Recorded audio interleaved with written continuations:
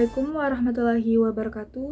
Pertama-tama, marilah kita panjatkan puji syukur atas kehadirat Allah Subhanahu wa Ta'ala, karena rahmat dan karunia-Nya lah kita masih diberikan kesehatan maupun nikmat yang lainnya yang insya Allah penuh barokah ini.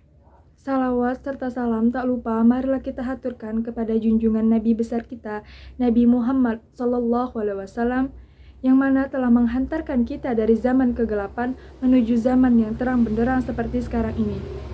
Yang terhormat Bapak Dodi Irawan selaku dosen pengampu mata kuliah fikih dan teman-teman sekalian yang saya banggakan. Dalam kesempatan yang berbahagia ini, saya ingin menyampaikan materi mengenai zakat, puasa, dan haji. Langsung saja kita ke pembahasan mengenai pengertian zakat itu sendiri. Nah, zakat secara etimologi dapat diartikan berkembang dan berkah. Selain itu, zakat dapat diartikan mensucikan. Kenapa demikian? Karena harta kekayaan yang dizakati akan semakin berkembang berkat dikeluarkan zakatnya dan doa orang yang menerimanya. Nah, zakat juga membersihkan orang yang menunaikannya dari dosa dan memujinya, bahkan menjadi saksi atau bukti atas kesungguhan iman orang yang menunaikannya. Kemudian, menurut istilah syar'i, zakat berarti sesuatu yang dikeluarkan atas nama harta atau benda dengan mekanisme tertentu. Baiklah, setelah kita mengetahui atas pengertian zakat, nah kita akan lanjut mengenai pembahasan zakat badan atau zakat fitrah, di mana zakat badan atau zakat fitrah ini yang biasa dilakukan umat muslim sebelum menjelang hari raya Idul Fitri. Nah, lanjut ke pengertian zakat badan atau zakat fitrah lebih rincinya. Jadi zakat fitrah ini merupakan ciri khas umat Islam. Ia disebut zakat fitrah karena diwajibkan atas setiap jiwa. Kemudian di sini ada Ibnu Qutaibah mengatakan, yang dimaksud dengan zakat fitrah adalah zakat jiwa yang diambil dari kata fitrah yang merupakan asal kejadian. Lanjut kita ke zakat fitrah menurut pengertian syara. Jadi di sini artinya zakat itu yang dikeluarkan oleh seorang muslim dari sebagian hartanya kepada orang-orang yang membutuhkan untuk mensucikan jiwanya serta menambal kekurangan-kekurangan yang terdapat pada puasanya. Mohon maaf, seperti perkataan yang kotor dan perbuatan yang tidak ada gunanya sama sekali. Nah, di sini Ibnu Abbas meriwayatkan, ia berkata, Rasulullah SAW mewajibkan zakat fitrah untuk mensucikan diri orang puasa dari perbuatan sia-sia dan perkataan kotor, sekaligus untuk memberi makan orang-orang miskin. Setelah kita mengetahui beberapa pengertian dari zakat, baik itu zakat fitrah, kita lanjut ke syarat wajib zakat fitrah. Apa saja sih syaratnya? Yang pertama, itu beragama Islam. Yang kedua, adanya kelebihan makanan untuk kebutuhan sendiri dan orang-orang yang berada dalam tanggungan nafkahnya pada malam hari raya dan ketika hari raya. Terus yang terakhir yaitu ketiga, mendapati bagian akhir Ramadan dan bagian awal bulan Syawal. Setelah kita mengetahui syarat dari zakat fitrah, kita akan beranjak ke kadar dan bentuk zakat fitrah. Nah, kadar yang wajib bagi setiap individu dalam zakat fitrah adalah 1 sa'. Nah, dari sesuatu yang bisa dimakan oleh penduduk negeri tersebut. Jadi 1 sa' ini menurut ijma setara dengan 4 mud atau setara dengan 2,176 kg, lebih kurang 3,5 liter. Jadi takaran ini berlaku untuk jenis biji-bijian yang bersih dari campuran ulat atau berubah bau, rasa, dan warnanya. Jadi seandainya terjadi perbedaan makanan yang biasa dimakan tersebut karena adanya perbedaan waktu, maka yang dijadikan acuan adalah makanan pokok yang biasa dimakan selama setahun, bukan yang biasa dimakan pada waktu jatuh tempo wajib zakat.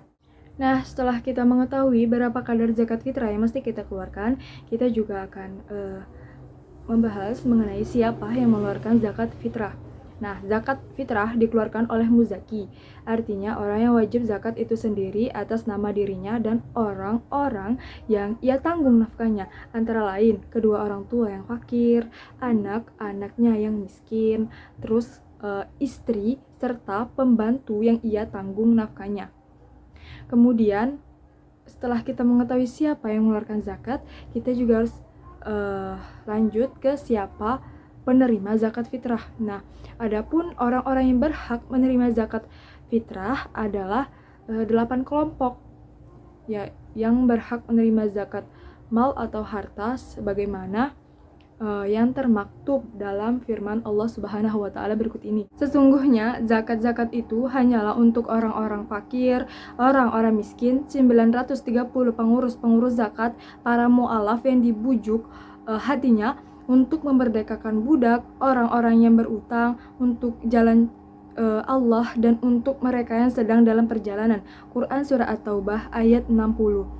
Jadi disunnahkan agar zakat fitrah tersebut dibayarkan oleh orang itu sendiri. Jadi dimulai pada asnaf yang masih keluarganya, lalu tetangganya yang terdekat, kemudian yang terdekat maksud saya tadi, kemudian yang lebih dekat, sebagaimana terdapat dalam hadis yang diriwayatkan oleh Salman bin Ammar dari Nabi Shallallahu Alaihi Wasallam. Beliau bersabda, sedekah pada orang miskin sedekah, namun sedekah pada orang miskin yang masih memiliki hubungan keluarga adalah sedekah dan silaturahim. Nah, mengenai waktu pembayaran zakat fitrah. Jadi zakat fitrah boleh dikeluarkan di awal malam bulan Ramadan, namun penundaannya hingga akhir bulan Ramadan itu lebih utama. Dalam hal ini ada 5 waktu untuk mengeluarkan zakat fitrah. Nah, yang pertama itu waktu boleh, yaitu pada permulaan Ramadan, mengingat sudah terpenuhinya sebab pertama di antara 2 sebab diwajibkan zakat, yaitu Ramadan dan Idul Fitri. Oleh karena itu, boleh kiranya mendahulukan salah satunya atas yang lain, bukan mendahulukan salah satunya atas yang lain, bukan mendahului kedua-duanya sebagai mana zakat mal. Yang kedua itu ada waktu wajib, yaitu akhir Ramadan dan awal Syawal. Yang ketiga itu ada waktu utama, yaitu setelah sholat Idul Fitri. Maksud saya itu setelah sholat subuh dan sebelum sholat Idul Fitri.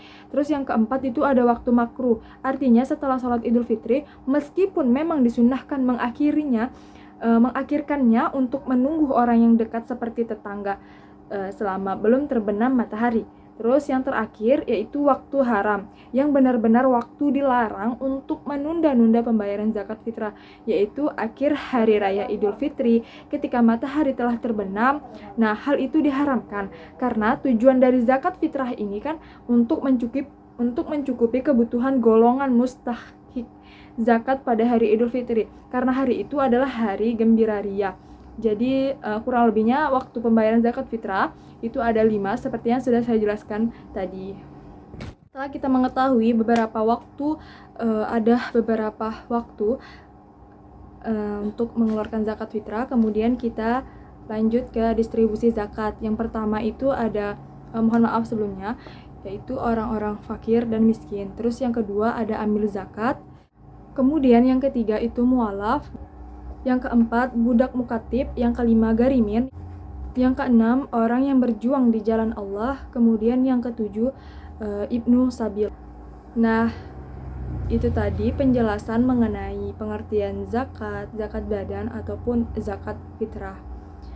Nah, jadi saya akan melanjutkan pembahasan mengenai materi selanjutnya, yaitu materi tentang puasa. Nah, di sini saya akan memulai ke pembahasan puasa. Mengenai puasa itu sendiri artinya menahan diri dari haus, lapar, menahan hawa nafsu, dan menahan segala sesuatu yang bisa membatalkan puasa itu sendiri. Adapun penetapan bulan Ramadan yaitu menggenapi bilangan bulan Sya'ban menjadi 30 hari. Jika sudah genap 30 hari, maka hari ke-31 pasti adalah tanggal 1 bulan Ramadan. Lanjut mengenai ru'yah, yaitu melihat hilal bulan Ramadan. Jika hal tersebut sudah kelihatan pada malam 30 Sya'ban, berarti telah masuk bulan Ramadan. dan wajib puasa. Setelah penetapan bulan Ramadan, saya akan melanjutkan pembahasan mengenai rukun puasa. Jadi rukun puasa itu ada 3 komponen. Yang pertama, mencegah diri dari segala sesuatu yang membatalkan puasa dari terbit fajar hingga terbenam matahari. Yang kedua, itu niat. Jika puasa fardu, maka niatnya dilakukan pada malam hari sebelum fajar. Sedangkan jika puasa sunnah, maka niatnya tetap sah meskipun setelah terbit fajar, selama ia belum makan apa-apa.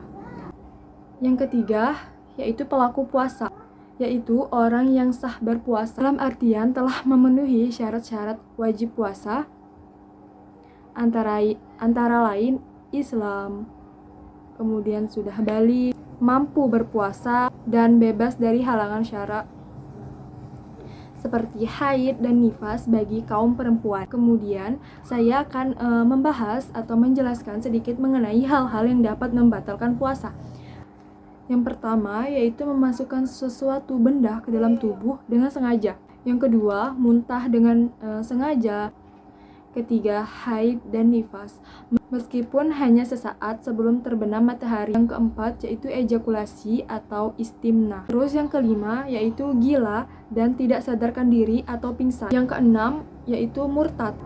Baiklah, itu tadi beberapa penjelasan mengenai puasa Ramadan dan kita akan melanjutkan pembahasan mengenai haji. Baiklah, setelah beberapa materi tentang zakat dan puasa yang telah saya jelaskan tadi, saya akan melanjutkan pembahasan mengenai materi selanjutnya, yaitu materi tentang haji. Ini saya akan menjelaskan mengenai pengertian haji.